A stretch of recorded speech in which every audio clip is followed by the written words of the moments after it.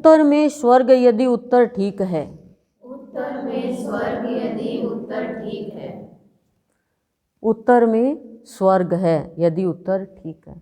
कौन कौन चाहता है कि हम स्वर्ग में जाए? कौन कौन चाहता है? जरा ऊपर हाथ करें।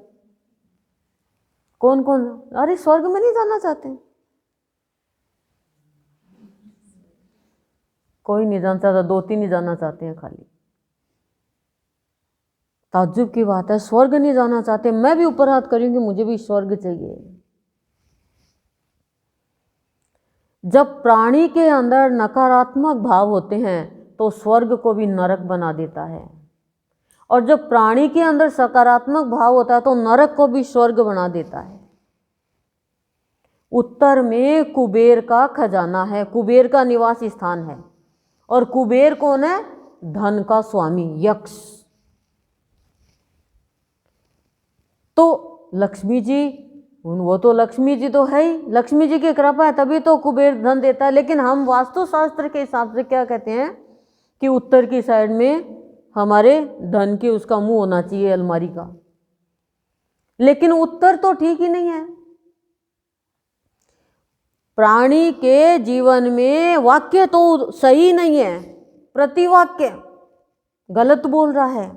धोखे देने का वाक्य उत्तर धोखा देने का दे रहा है, एक दूसरे के जालसाजी में फंस के उत्तर दे रहा है। उत्तर सही दो तो तुम्हारे हृदय में ही उत्तर है, यानी स्वर्ग है, कुबेर का खजाना है। लेकिन प्राणी उत्तर सही नहीं देता है।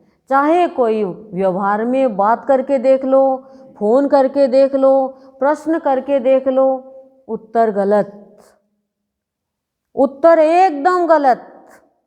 तो गुरुदेव करें वो प्राणी कभी भी स्वर्ग उत्तर में नहीं पहुंच सकेगा, चाहे वो सत्संग में आ जाए और चाहे वो कुछ भी कर ले, कुछ भी कर ले। वाणी का दुरुपयोग नरक बनाता है प्राणी को। उठ बोले, ऊंचे विचार रख, तर हो। अरे उत्तर तो सही दो प्राणियों, गुरुदेव कह रहे हैं तुम तो मेरे बच्चे हो। हर चीज में असत्य है, हर बात में असत्य है, हर बात में छल की बात, कपट की बात, अधर्म की बात, धोखा देने की बात। अरे ईश्वर से तो डरो। जो भीतर बैठा भगवान है वो कितना परेशान होता है, हमारे हृदय में ही उत्तर है, स्वर्ग है।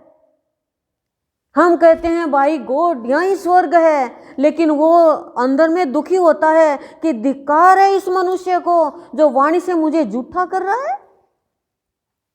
कैसे उठ पाएगा वो प्राणी जो सत्संग में आके झूठ बोलता है? कैसे उठ पाएगी वो बच्चा, वो स्त्री जो सत्संग में आके उत्तर गलत देता है? उत्तर गलत देता है, मेरे से ये नहीं होता, मेरे से वो नहीं होता, सिर्फ मन मर्जी, सिर्फ मन मौजी, नहीं मिलेगा स्वर्ग। उत्तर ठीक है, देखो शांति, शांति तो उत्तर है, शांति तो स्वर्ग है, आनंदी तो स्वर्ग है, प्यारी तो स्वर्ग है। और स्वर्ग क्या है और नरक में क्या है? प्रताड़ना। तो दुर्योधन, वो उसने युधिष्ठिर ने एक अर्ध सत्य बोला था और उसको नरक की यात्रा मिली, इतनी सी खाली। तो हमें कितनी यात्रा मिलेगी? सत्संग क्या कहता है? सत्य का संग क्या कहता है? सत्य का संग। लेकिन भगवान और भगवान के भक्तों के साथ में असत्य बोलते हैं, वो आपके असत्य वाणी में नहीं उलझेंगे और दुनिया को उलझा के आपको मिलेगा क्या? आपके ही कर्म खराब होंगे, क्या मिलेगा? तो उत्तर तो ठीक दो। अब किसी बच्चे ने प्रश्न का उत्तर गलत दे दिया, वो क्या होगा? क्या होगा? वो नंबर कम मिलेंगे, फेल हो जाएगा वो। और क्या होगा? उसको चांस मिला, गंवा दिया। लेकिन वो तो उत्तर याद करना होता है। ऐसे ही हम उत्तर गलत देते हैं, हर बात पे झूठ बोलते हैं। सत्संग में आओ, नहीं आ नहीं सकती, ये हो सकता है, वे हो सकता है, ऐसा हो जाए, उत्तर गलत दे दिया। दुर्योधन ने हर उत्तर गलत दिया भगवान को। भगवान ने कहा 5 राज्य दे दे, तो उत्तर गलत दिया, सुई की नोक जितना भी राज्य नहीं दूंगा, जगह नहीं दूंगा, स्थान नहीं दूंगा। जैसे उसी के कंट्रोल में हो सब। उत्तर गलत दे दिया ना, क्या हुआ? मारे गए सब। मरते तो सभी है, जाते तो सभी इस संसार से, जाना तो सबको ही है, लेकिन बुरे कर्म हुए। कितनी बुरी हाल, स्वयं भगवान खड़े होके कह रहे हैं भीम को कि जंगा तोड़, जंगा तोड़। क्या भगवान पापी है? भगवान अधर्म का नाश कर रहे हैं। हम लोग तो कह देंगे ये ले भगवान नहीं मरवा दिया। जरासंध को भगवान ने तिनका तोड़ के ऐसे और ऐसे इशारा किया कि ऐसे फेंक इसको, नहीं तो वापस जुड़ जाएगा। तो क्या भगवान अधर्मी है? बोलो, भगवान अधर्मी है क्या? नहीं। तो इस चीज को समझो ना, इस चीज को समझो। हम तो कह देंगे क्या भगवान है, क्या संत है, ऐसा कर दिया। अरे ये अधर्म का नाश करना तो जरूरी है। तो जो पाप हमारे से वाणी से उत्तर देने में होता है, वो पाप सबसे बड़ा है। फिर वो चाहेगा कि मेरे जीवन में पैसा हो, धन हो, स्वर्ग हो, शांति हो, उसके जीवन में हो नहीं सकेगा, क्योंकि सबसे बुरा कर्म ही झूठ बोलना है। गुरुदेव यहां पर आकर के कहते हैं फैल नहीं होगा यहां पे कोई भी, लेकिन जैसे विचार, भाव, वाणी, कर्म होंगे उसके मुताबिक उसको मिलेगा, मिलेगा उसके मुताबिक उसको। फैल कोई नहीं होगा। आते जाओ, जाते जाओ, बैठ तो रहे, आ तो रहे हैं सुबह उठकर। ये नहीं करिए गुरुदेव कि तुम आ रहे हो तो खराब काम है क्या, आ तो रहे हो, लेकिन वो उत्तर के लिए बोल रहे हैं कि उत्तर यदि गलत दे रहे हो, जैसे मैं झूठ बोलूं वाणी से कोई भी बात, तो फिर मैं चाहूं कि मेरे जीवन में धन संपत्ति खूब हो, मुझे स्वर्ग मिले, मुझे प्रभु के चरण मिले, तो ये कुछ भी हासिल नहीं होगा, कुछ भी हासिल नहीं होगा।